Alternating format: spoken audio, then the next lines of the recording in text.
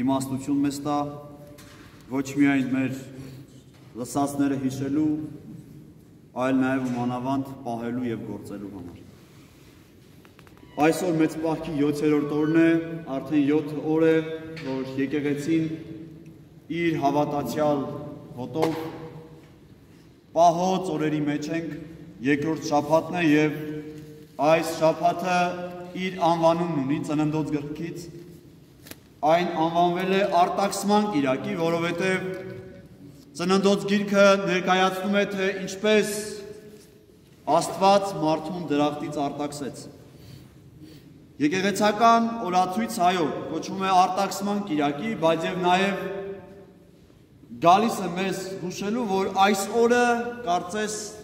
տարելիցի օր է։ Մենք մեր կյանքում տարեդարձի օրեր ենք ունենում և վստահաբար ամբողջ տարին կարծես սպասում ենք այդ օրվան, որ մեկ տարին պտտվի, մեկ տարին անցնի և մեզ համար շատ կարևոր օրը գա,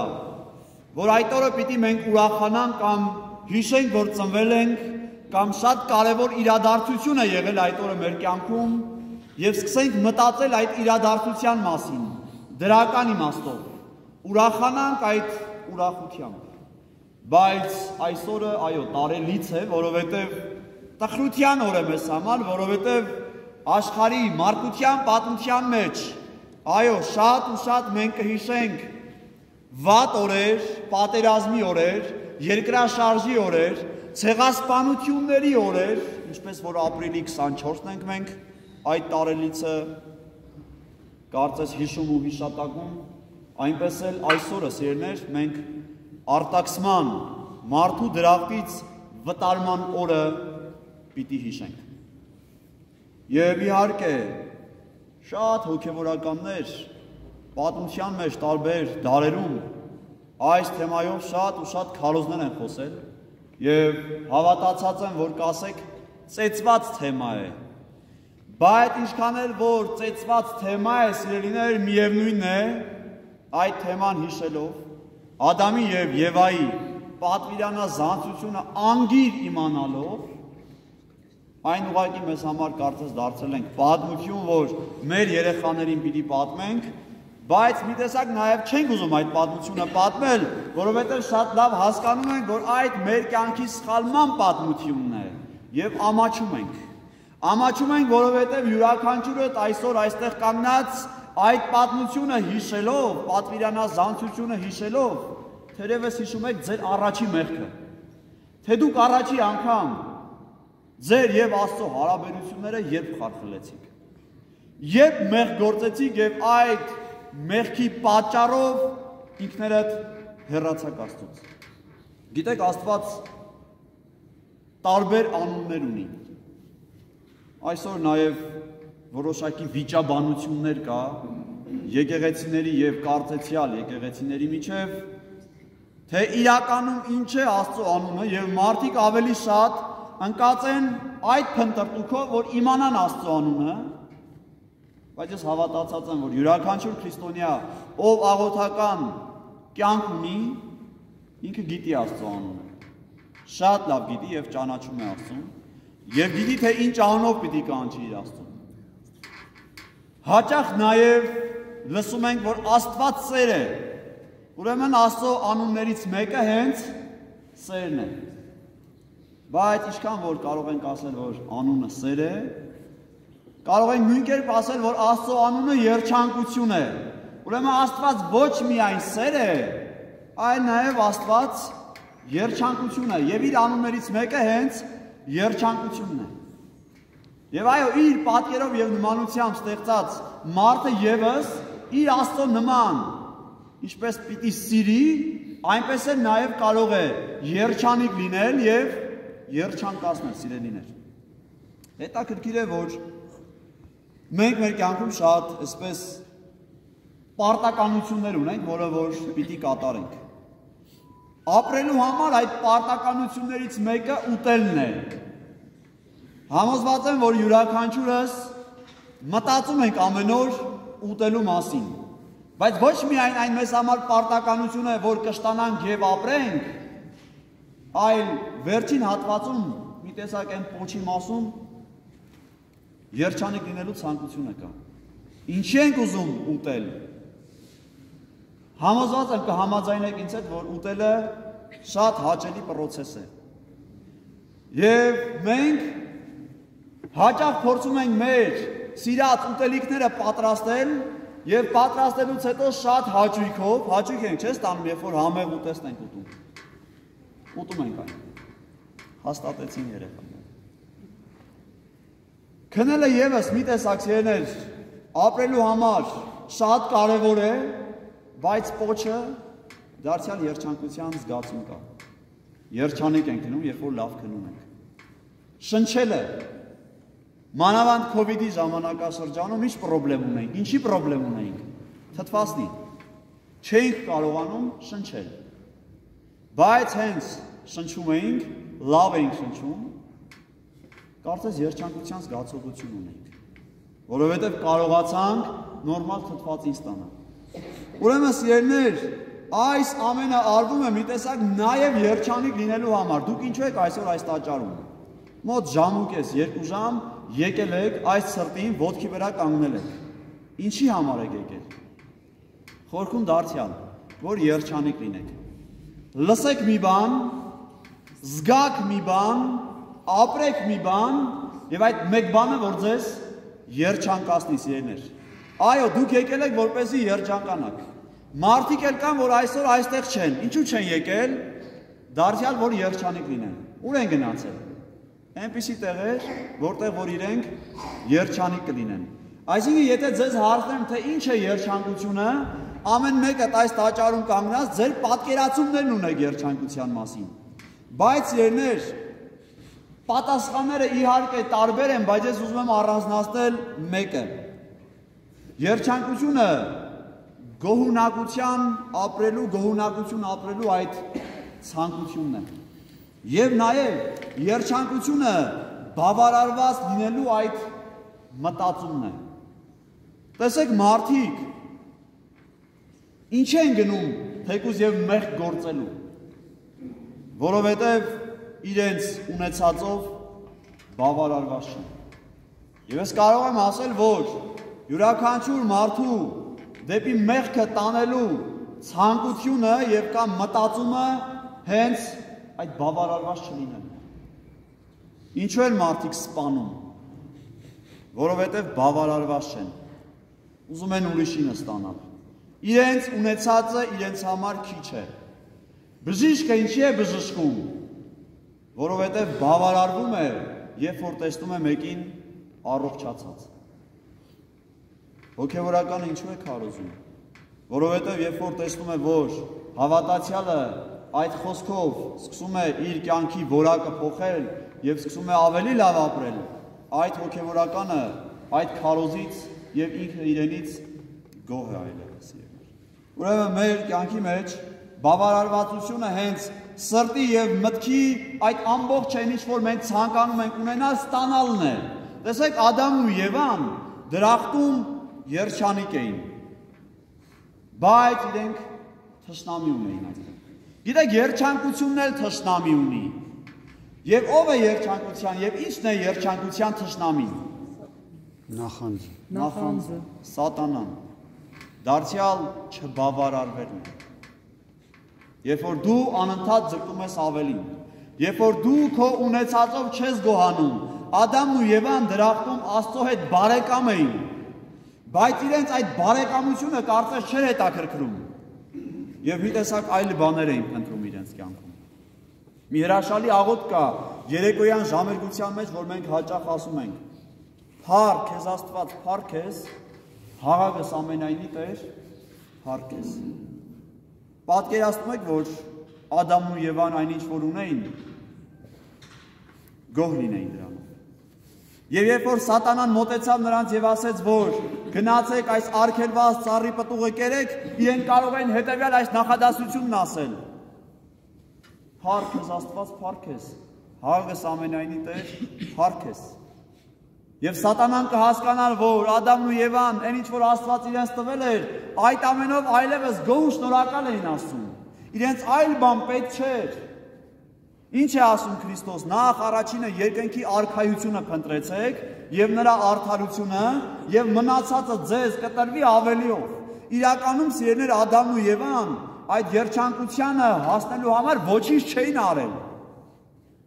Ջիք ու ջանք չէին գործադրել։ Ի տարբերություն մեզ, տեսեք, մենք ծնվել ենք, այս աշխարհ ենք եկել մեր երկրավոր հայրերից ու մայրերից։ Բայց Ադամն ու Եվան երկրավոր հայրերից ու մայրերից այս աշխարհ չէին եկել։ Իրենք այն բախտավորությունն ունեին, որ Աստծո ձեռքով էին այս աշխարհ եկել։ Եվ տարբերություն կար մեր եւ իրենց միջև։ Բայց դրանով էլ գոհ ու շնորհակալ չէին։ Եվ եթե սատանան, որ ասոցացվում էր այստեղ օծի կերպարանքով, եթե լսեր այս նախադասությունը, որ մարդը փառք է տալիս Աստծուն իր ամեն ունեցածի համար, ես համոզված եմ, որ պիտի օծի պոչը քաշեր ու գնար։ Հաճախ են, չէ՞ ասում, շառդ քաշի գնա։ Կան մարդիկ, որ մոտենում են մեզ գայթակղեցնելու համար, շեղելու համար, վատ ճանապարհով տանելու համար եւ մենք հասկանալով նրանց նպատակները, մտադրությունները, հետեւյալն ենք ասում. հեռու մեզանից։ Ինչպես որ կրկնեցի, շառդ, պոչդ քաշի գնա։ Ինչու ենք այս նախադասությունն ասում, որովհետեւ այն ադամական հիշողություններն ունենք, որովհետև Աստծո այդ ցանկությունը մեր մեջ կա նստած, թերևս Աստված կուզենար, որ մենք այդ պատասխանը օծին տայինք, բայց չտվեցինք։ Եվ ինչ ասեց օծը, եթե այս ծառի պտուղն ուտեք, ավելի երջանիկ կլինեք։ Ձեր աչքերը կբացվեն, կիմանաք չարն ու բարին։ Գիտեք, ամենամեծ երջանկությունն է, որ մարդը այնքան իմաստուն լինի, որ կարողանա չարն ու բարին տարբերել իրարից։ Բայց սրա համար դեռ ճանապարհ է պետք անցնել։ Իսկ Ադամն ու Եվան դեռ այդ ճանապարհը չէին անցել, որ չարն ու բարին տարբերեին։ Մեզանից ոմանք 10 տարեկան, 20 տարեկան, 50 տարեկան, 80 տարեկան, բայց դեռ ամբողջությամբ չեն կարողանում, չէ՞, չարն ու բարին տարբերել իրանից։ Դեռ սխալներ են անում, դեռ չեն կարողանում հասկանալ ով է մեզ լավ առաջարկում, ով է մեզ վատ առաջարկում։ Իսկ դա հասկանալու համար մարդը պետք է երկար ճանապարհ անցնի։ Իսկ Ադամն ու Եվան դեռ մտքի առումով երեխաներ են։ Իրենք չէին հասկանում որն է իրենց համար լավը, որն է իրենց համար վատը, բայց իրենց ծնող իրենց ասել էր. մի արեք։ Հաճախ մենք մեր երեխաներին ասում ենք. այս դեղը կխմես հացդ ուտելուց հետո։ Եվ եթե մեր երեխաները հաց չեն ուտում, աշխատում ենք այդ դեղը չտալ։ Ինչու՞, որովհետև դեռ պատրաստ չեն։ Այսինքն այդ դեղը ընդունելու համար, ունենալու համար, բժշկվելու համար, առաջ գնալու համար, առողջ լինելու համար մեր երեխաները դեռ պետք է սնվեն, որպեսզի մենք իրենց օրգանիզմը չվնասենք։ Այդպես էլ Աստված լինելով մեր ծնողը, ինչու արգելեց այդ ծառի պտուղը ուտել։ Թերևս պիտի ժամանակը գար, ես համոզված եմ, եւ Աստված այդ ծառը ինքը պիտի մեզ մոտեցներ այդ ծառը ճաշակելու համար, այդ պտուղը ճաշակելու համար, բայց Աստված լավ գիտեր, որ մենք մտքով, սրտով, հոգևորապես դեռևս պատրաստ չենք այն ընդունելու համար, եւ դրա համար էլ արգելեց։ Տղաների պարագային հաճախ մեզ ասում են, չէ, դեռ չափահաս չդարձած ալկոհոլ չօգտագործես, գինի չխմես։ Երևի թե կհիշեք, որ ձեր ծնողները ինչ որ մի պահի այլևս աչք են փակել, թեկուզ եւ ձեր գինի խմելու վրա։ Կամ պատկերացրեք, որ երեխային ծնողները սպասում են, չէ, որ 6 կամ 7 տարին լրանա, նոր տանեն դպրոց։ Ոչ մեկ 3 տարեկան երեխային դպրոց չի ընդունում։ Ինչքան էլ որ դպրոցը լավ բան է, ինչքան էլ որ կրթություն ստանալը լավ բան է, եւ այո, ծնողի ցանկությունն ու մաղթանքն է, որ իր երեխան նաև կրթություն ստանա, իր երեխան նաև խելացի լինի, բայց ինչքան էլ որ ցանկանում ենք, որ մեր երեխան խելացի լինի, միևնույն է, 3 տարեկան երեխայի համար դպրոցը դեռևս արգելված պտուղ է, որովհետև եթե այդ երեխան մոտենա այդ պտուղին, կվնասվի, չի կարող մարսել այդ պտուղը։ Այնպես էլ սիրելիներ Աստված հասկացավ, տեսավ ու գիտեր, որ մարդ արարածը դեռևս պատրաստ չի այդ սնունդը ուտելու։ Եվ ինչ ասեց, եթե ուտեք մահ կունենաք։ Մենք ասում ենք, չէ, որ Աստված վատ բան չի ստեղծել։ Այն ինչ որ ստեղծել է, բարի է, լավ է, եւ դարձյալ ուզում օրինակը բերել կրթության վրա։ Կրթությունը բարի է, կրթությունը լավ է, Բայց դրա համար իր ժամանակը կա։ Եվ Աստված ուզում էր, որ մարդու համար այդ ժամանակը հասունանա։ Ամեն մեկը, որ եկել եք այս տաճար, ամեն մեկը, որ սկսել եք գնալ եկեղեցի, հոգևոր հասունության ինչ-որ պահ եք ունեցել։ Անհասուն վիճակում դուք երբեք չեք գնացել, սիրելիներ, չեք եկել, սիրելիներ։ Եվ յուրաքանչյուր մեկի կյանքում այդ պահը հասունացել է։ Գիտեք, իմաստություն ձեռք բերելու համար երկու ճանապարհ կա։ Եվ անգամ փրկության համար էլ երկու ճանապարհ կա։ Առաջին ճանապարհը, որ դու օգտագործում ես ուրիշների կյանքը, դու օգտագործում ես ուրիշների միտքն ու փորձառությունը, ինքը պարտադիր չի, որ յուրաքանչյուր բան հենց քեզ հետ լինի։ Դու նաև լսում ես ուրիշների խոսքը եւ առաջնորդվում ես այս խոսքով եւ հասկանում ես, որ ճիշտ արեցիր, որ այդպես արեցիր։ Իսկ երկրորդ ճանապարհը իմաստություն ձեռք բերելու համար սեփական փորձառությունն է։ Հաճախ այո, մենք փորձում ենք մեր սեփական փորձառություն ունենալ, դա ինչ որ կերպով եւ իմաստով այո դրական է, լավ է, բայց ինչ որ իմաստով եւս նաեւ վնասում է ինձ։ Որովհետեւ փորձում ենք ինքներս հասկանալ։ Այսինքն այն դեղի օրինակը, որ բերեցի, մենք ենք սկսում այդ դեղը ինքներս վերցնել ու խմել, հետո կամաց հասկանում ենք, որ սոված ժամանակ չի կարելի այդ դեղը։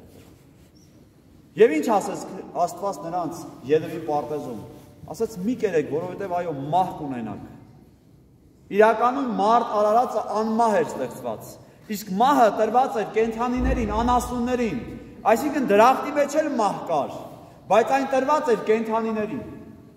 որովհետև Աստված ինչ էր մարդուն ասել, դրախտում եղած ամեն բանից կարող ես ճաշակել, իսկ ճաշակելու համար մարդը պիտի նաև կենդանուն ինչ աներ, ոչնչացներ, իսկ ոչնչացնելու պարագան մեզ հուշում է, որ կենդանիները կյանք չունեին երկար, կենդանիները անմահ չէին, անմահությունը տրված էր մարդուն, եթե Աստծո ասածը աներ, եթե Աստծո կամքը կատարեր, իսկ մարդը Աստծո կամքը չկատարեց, մարդը իր կամքը կատարեց։ Եվ այդ սատանան, որ հաճախ մեր մեջ տարբեր կերպարանքներով է պատկերվում, օծի տեսքով, մռնչացող առյուծի կերպարով, դա հենց մեր մեջ եղած այն երկրորդ կեսն է, որ մեզ գալիս է հուշելու, որ մենք մնանք աշխարհում, որ մենք ոչ թե Աստծո կամքը կատարենք, այլ սեփական կամքը կատարենք, ոչ թե մենք Աստծո օրենքներով ու պատվիրաններով առաջնորդվենք, այլ սեփական օրենքներով ու սեփական պատվիրաններով առաջնորդվենք, որովհետև մեզ համար երկու գիրք կա։ Առաջինը Աստվածաշունչն է, որ մենք կարդում ենք մեր փրկության համար, իսկ երկրորդ գիրքը մարդու գիրքն է, մեր գրած գիրքն է, որ Աստծո շունչը այդ գրքի մեջ չկա։ Մեր կերտած կարծես սահմանադրությունն է եւ մեր կերտած օրենքներն են, որը ամեն բան անում է, մեզ ստիպում է, որ մենք մնանք այս աշխարհի մեջ։ Եվ անհնար է, որ այդ գիրքը մեզ փրկի, որովհետեւ այդ գրքի մեջ, այդ օրենքների մեջ Աստծո շունչը բացակայում է։ Մեր շունչն է այնտեղ դրված։ Այն շունչը, որը որ մահկանացու է, մի օր պիտի ավարտվի։ Ուրեմն սիրելիներ, այն վարակի նման, երբ որ մարդը մեղք գործեց, այդ մեղքը նաև ժառանգականություն ուներ։ Տեսեք, Ադամն ու Եվան ծնվել էին իբրև անմեղ էակներ, բայց երբ որ մեղք գործեցին, իրենց ժառանգները Կայենը սպանեց Աբելին, չէ՞։ Ինչպես փոխանցվեց այդ մեղքը։ Ժառանգականությամբ։ Եվ եթե մենք այսօր մեծերս մեղքի մեջ ենք, անհնար է, որ մեր երեխաները այդ մեղքը չժառանգեն։ Եթե դուք մեղքեր եք գործում, եթե դուք սխալ ճանապարհի վրա եք, ձեր երեխաները նայում են ձեզ։ Դերևս Կայենն ու Աբելը նայեցին իրենց ծնողներին, եւ իրենց ծնողներին նայելով նրանց մեջ նաեւ մեղքը տեսան, մահը տեսան, սպանությունը տեսան, իսկ Ադամն ու Եվան իրենց հավիտենականությունը սպանեցին, գիտեք։ Եվ այո, ինչ հուշել կուզեմ ձեզ։ Դուք պետք է ուշադիր լինեք, թե դուք ինչպես եք ապրում, թե դուք ինչ ճանապարհի վրա եք։ Այդ ճանապարհը մեղքի եւ մահվան ճանապարհ է, թե այդ ճանապարհը կյանքի եւ փրկության ճանապարհ է, որովհետեւ ինչպես որ դուք ապրեցիք, այն էլ պիտի ժառանգեք ձեր զավակներին, սիրելիներ։ Գիտեք, COVID-ի ժամանակ էլ ինչ էինք աշխատում անել։ Այդ համաճարակը փորձում էինք ասեցնել։ Երբ որ միտեղ մի բան այրվում է, հրշեջները գալիս են, առաջին բանը, որ փորձում են անել, այդ հուրը մարելն է։ Մեղքը մեր սրտի մեջ այդ հուրի նման է։